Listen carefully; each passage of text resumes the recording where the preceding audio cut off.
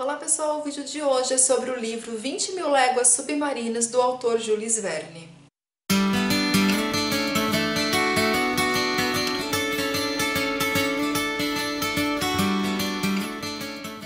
Esse foi o meu primeiro contato com o autor, então eu li 20.000 Léguas Submarinas e eu tenho também um outro livro, que duvido que eu irei conseguir ler esse ano, mas eu tenho aqui também A Ilha Misteriosa. Ambos são da editora Zahar, são edições comentada e ilustrada. O que eu achei bem interessante é que foi bem difícil para o Jules Verne conseguir um prestígio com os seus livros. Ele demorou muito para publicá-los. Jules Verne foi amigo do Victor Hugo e do Alexandre Dumas, ou Dumas, eu não sei como é que se pronuncia, que é o autor do Conde de Monte Cristo, Os Três Mosqueteiros. E digamos que o Alexandre ele foi assim um padrinho literário do Jules Verne, mas mesmo assim ele não conseguiu publicar porque os editores na época achavam as obras dele científicas demais. Tanto que o Jules Verne ele é o precursor desse gênero literário que é a ficção científica. Esse livro ele foi publicado por volta ali do ano de 1870, 71, não me recordo agora. E assim, gente, é um livro muito incrível. Como eu disse, foi o meu primeiro contato com o autor e eu simplesmente amei esse livro. Eu falo pra vocês que eu realmente participei de todas as aventuras, de toda essa imaginação do Jules Verne aqui nesse livro. O que eu achei muito interessante foi de onde ele tirou a ideia para escrever esse livro aqui. Lá na página 9 dessa edição, fala que ele conheceu uma mulher chamada George Sand, que, enfim, num agradecimento aqui pela viagem ao centro da Terra, ele escreveu o seguinte: espero que o Senhor nos conduza em breve às profundezas do mar e que faça seus personagens viajarem nesses aparelhos de mergulhadores que a sua ciência e a sua imaginação podem se permitir aperfeiçoar. E foi o que ele fez escrevendo 20.000 Léguas Submarinas. E quando eu terminei a leitura desse livro, aconteceu algo muito estranho, porque eu me dei conta o quanto eu gosto de livros que tem como cenário o mar. O meu primeiro contato foi com um livro muito antigo chamado A Ilha Perdida. É um livro infanto-juvenil que eu fiquei encantada. O segundo foi o Robinson Crusoe, também fiquei encantada. Depois, acho que em 2014, 2015, eu li Os Trabalhadores do Mar, do Victor Hugo, que acabou se tornando um dos meus livros favoritos da vida. Depois eu li O Lobo do Mar, e assim, eu percebi o quanto eu amo esses livros com fundo, né, que tenha como cenário o mar. Depois que eu terminei esse livro e vi que eu também fiquei apaixonada, foi que eu me dei conta disso. E aí eu fui dar uma pesquisada na internet se existia literatura de mar. E aí eu vi muitas pessoas falando sobre literatura marítima. Então existe esse gênero, subgênero da literatura, digamos assim, literatura marítima que tem esse plano, né, que tem esse cenário, o mar. E eu falei, gente, eu preciso disso. Tanto que em fevereiro eu vou gravar um vídeo iniciando um projeto de literatura marítima aqui no canal. E do que se trata essa história? O livro, ele começa com a comunidade marítima do século XIX, totalmente preocupada com um monstro marinho, um animal marinho que está surgindo, né, que surgiu ali nos mares, e esse monstro, esse animal, ele está prejudicando as companhias de comércio marítimo. Então, isso acabou chamando a atenção do governo, que reuniu cientistas, professores, enfim, várias pessoas ali entendidas do assunto, biólogos e etc., porque eles querem descobrir que tipo de animal é esse e prender esse animal. E aí que aparece o nosso personagem, o nosso protagonista aqui, um dos protagonistas, que é um professor naturalista francês chamado Aronnax, que ele jura de pé junto que esse monstro é um narval. E lá na página 33... ele dá uma descrição pra gente do que seria esse narval. Ele fala que o narval, ou unicórnio do mar, ele alcança frequentemente um comprimento de 18 metros. E como é feito, o narval é dotado de uma espécie de espada de marfim, uma alabarda na terminologia de alguns naturalistas. Então você pensa num bicho de 18 metros que tem tipo uma espada gigantesca nessa região, por isso eles chamam também de unicórnio do mar. Então seria esse tipo de animal que estaria prejudicando, né, destruindo os navios que fazem esse tipo de comércio marítimo, né, que trabalha nessas companhias marítimas. Então esse professor, ele fica super interessado e ele acaba embarcando num navio, na verdade não é navio o nome, tem um nome específico chamado Abraham Lincoln, e ele embarca nesse navio justamente para caçar esse animal, para capturar. E ele também, claro, como naturalista, ele quer ali depois pesquisar esse animal. E junto com ele embarca também o seu criado super fiel chamado Conselho. E ali também no navio eles conhecem o Ned Land. E ali, gente, eles vão enfrentar esse animal. E esse animal aparece várias vezes. Ele tem uma velocidade assim que é inacreditável para as pessoas da época. Então, algumas pessoas assim nas entrelinhas acham que isso vem de outro mundo, entende? Como se fosse alienígenas. Outros falam que é um animal. Então fica aquela coisa entre ciência, sobrenatural, um monstro, desconhecido. Então existem várias especulações sobre esse monstro. E eles, enfim, durante essa expedição, eles acabam encontrando várias vezes, só que nunca, gente, eles não conseguem de forma alguma ficar de frente com ele e atingi-lo. Até que acontece lá uma situação X em que o professor Aronnax, com seu criado Conselho e o Ned Land, eles são arremessados ao mar. E quem acaba resgatando eles desse naufrágio é esse monstro marítimo. Lá na página 70 você tem até uma foto dos três em cima desse monstro marítimo. Aqui. Que na verdade não é um monstro marítimo.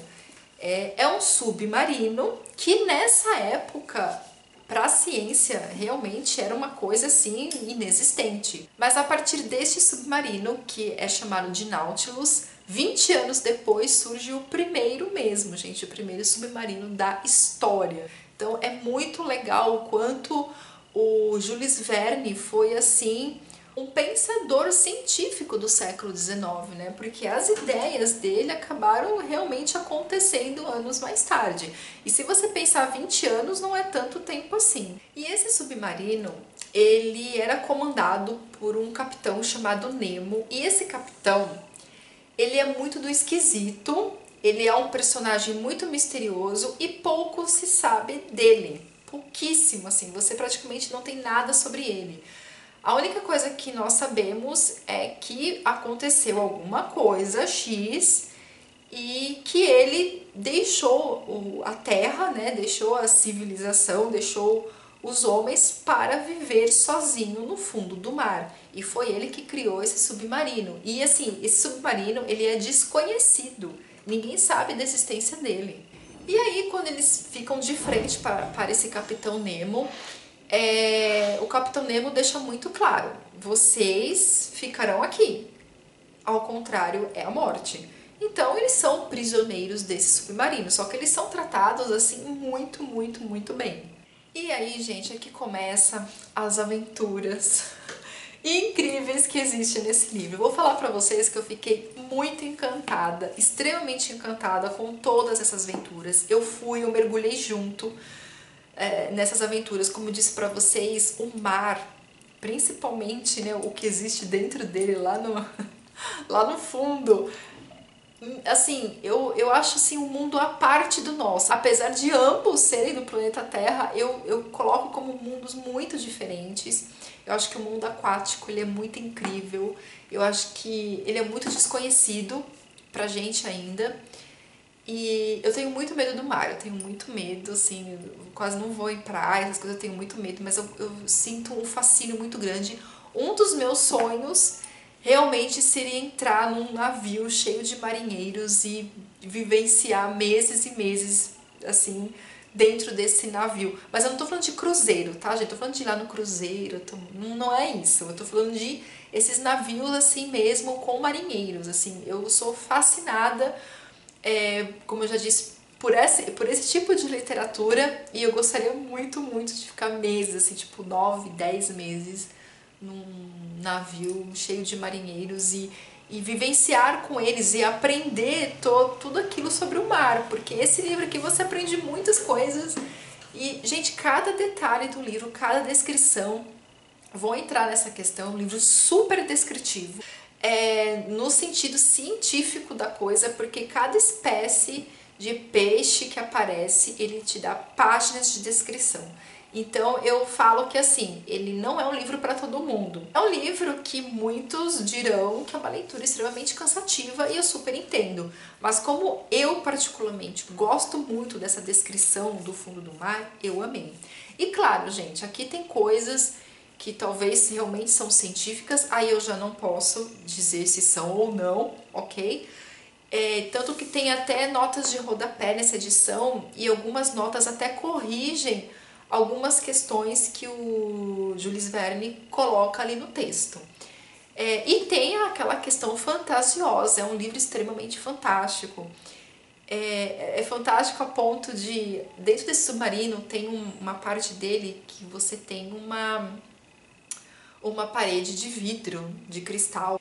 E ali vai aparecendo polvo, aqueles polvos gigantes, vai aparecendo espécies assim incríveis de animais e você... É como se você estivesse assistindo um filme, sabe? E a descrição do Jules Verne é muito forte. Para quem gosta disso, gente, é um prato cheio. Eu fiquei encantada, como eu disse, tem muita coisa fantasiosa e tem a questão científica. Eu sou leiga, né, nesses assuntos, não estudei biologia, mas tem todo uma história, uma descrição sobre isso. E existem florestas aquáticas, gente, em que eles saem do submarino para caçar. E tudo o que eles comem, como o Capitão Nemo mantém esse submarino, vem tudo do fundo do mar. Ele não utiliza de absolutamente nada da terra. É tudo do mar. E você também, no decorrer do livro, da narrativa, você vai descobrindo tudo isso. O Capitão Nemo, ele vai explicando tudo para esse professor, o Aronnax. Então ele vai explicando absolutamente tudo e, gente, é uma viagem incrível, é uma viagem fantástica. Então, nesse livro você tem todo o pensamento científico do século XIX. E qual a questão desse livro? O foco principal, o objetivo desse livro são as aventuras, certo? No decorrer da leitura, você, né, como leitor, fica pensando, será que os três, né, o Conselho, o Ned Land e o professor Aronnax, será que eles vão conseguir sair desse submarino? E quem é o Capitão Nemo? O que aconteceu para ele deixar a Terra e viver somente no fundo do mar? Então você tem esses questionamentos. E eu falo para vocês que nas 3 últimas páginas é que você fica sabendo dessas questões. Porque do começo ao fim você tem aventuras. Aventuras com tubarões, com polvos, com aranhas que ficam no fundo do mar.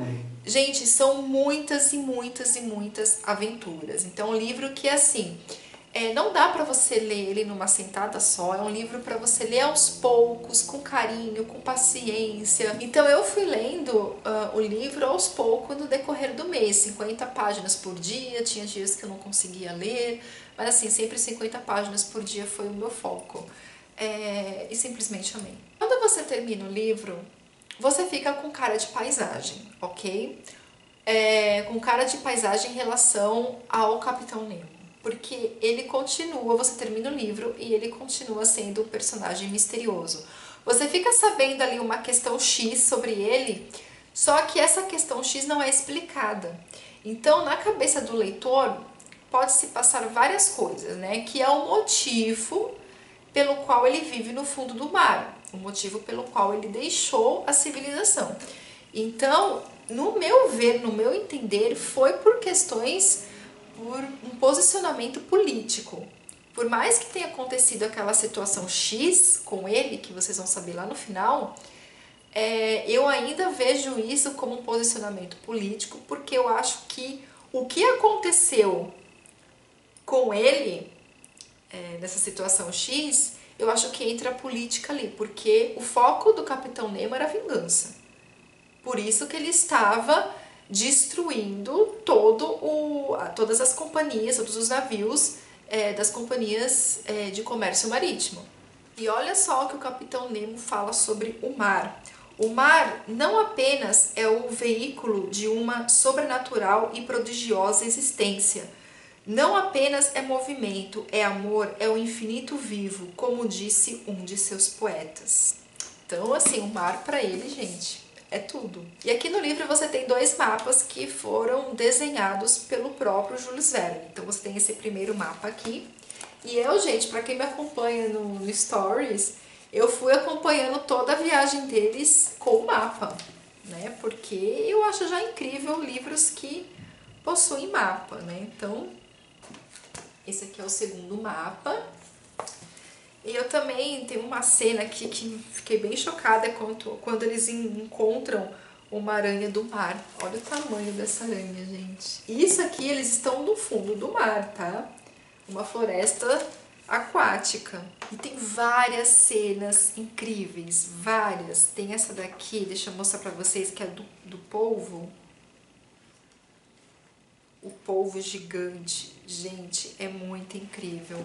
Ah, aqui tem uma ilustração que mostra, ó, dentro do submarino, aí você tem essa parte aqui de cristal, de vidro, em que você consegue visualizar. E aqui eles estão vendo um polvo. E depois tem toda uma história sobre esse polvo. Tem o do tubarão também, que foi um momento assim, gente, bem tenso. Eu fiquei muito tensa. Sabe o que é muito, muito interessante?